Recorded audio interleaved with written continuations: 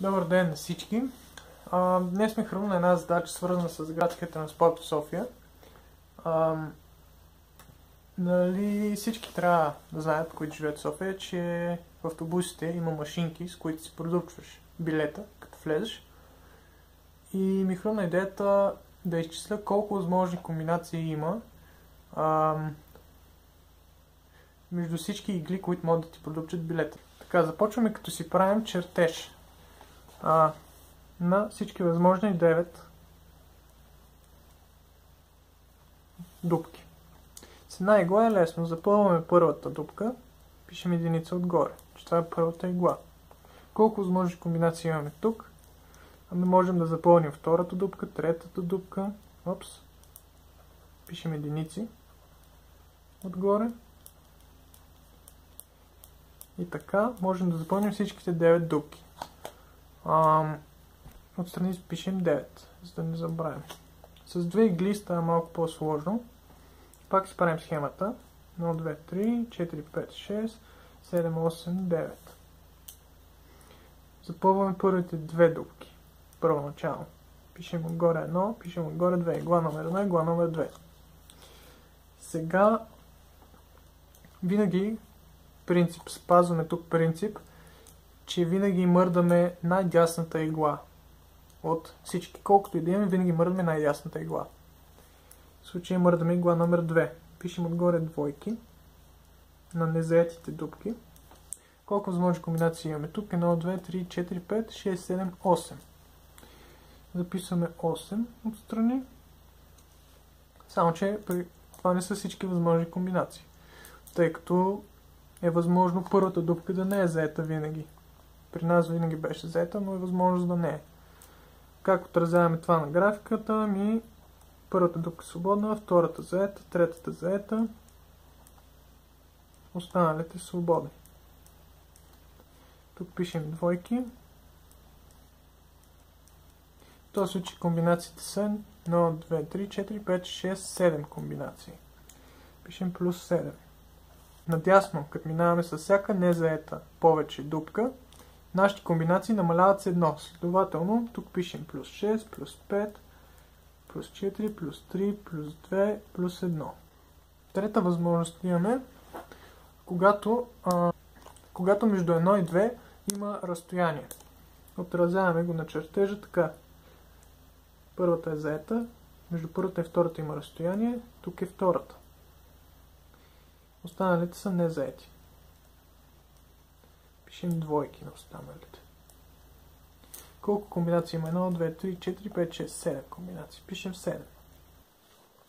С 3 игли положението е следното. 3. Колко са комбинациите? Тук имаме 6 и една 7.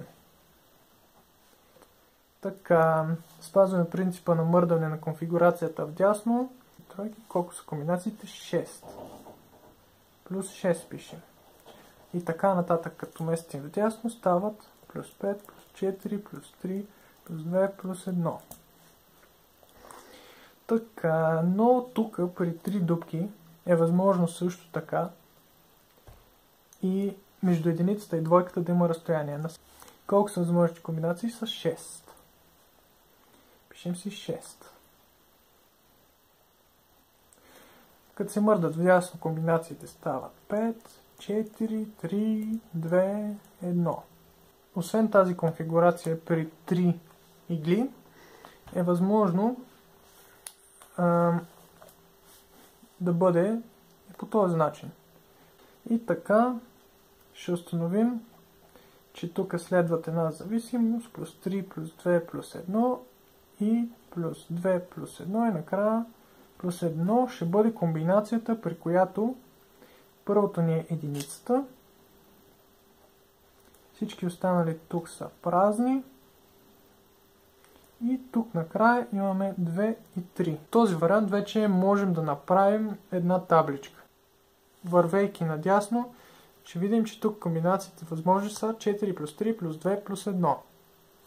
За по-лесно пишем възможните комбинации са 4 факториал. Значи факториала е 4 по 3 по 2 по 1, но аз така си го пиша. И си помня, че е 4 плюс 3 плюс 2 плюс 1. Така, на всеки ред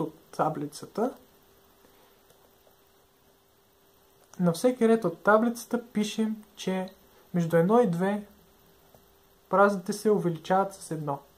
Втори ред от таблицата ще бъде 1, празно, празно, 2, празно, 3, останалите са, т.е. 4, останалите 2 са празни. Тук колко имаме? 3 възможни, плюс 2 плюс 1, като местим цялата конфигурация надясно. Тук си пишем 3 факториал. Във всяка колона празните места между 1 и 2 се запазват, но това, което се променя, са празните места между 2 и 3. Тук се запазват, между 2 и 3 сега обаче, защото колона не са 1, както беше тук, ами са 2. Отразяваме ги 1, 2, трето, четвърто, празно, празно. Като сме направили възможните комбинации, си записваме 4 плюс 3 плюс 2 плюс 1, което е първото, 3 плюс 2 плюс 1, което е второто, 2 плюс 1, което е третото и четвъртото е плюс 1. След това втори ред си записваме 3 плюс 2 плюс 1. Всички чертаем такова нещо. 1, 2, 3, 4. И вече правим комбинации между 1 и 2 и между 2 и 3. Втора комбинация ще ни е между 1 и 2 и 3 и 4. И трета комбинация ще ни е между 2 и 3 и 3 и 4. И тези комбинации между две двойки ги правим в таблица, както ги направихме тук, когато ставаше въпрос за 4 игли. Такива таблици ще правим от сега нататък.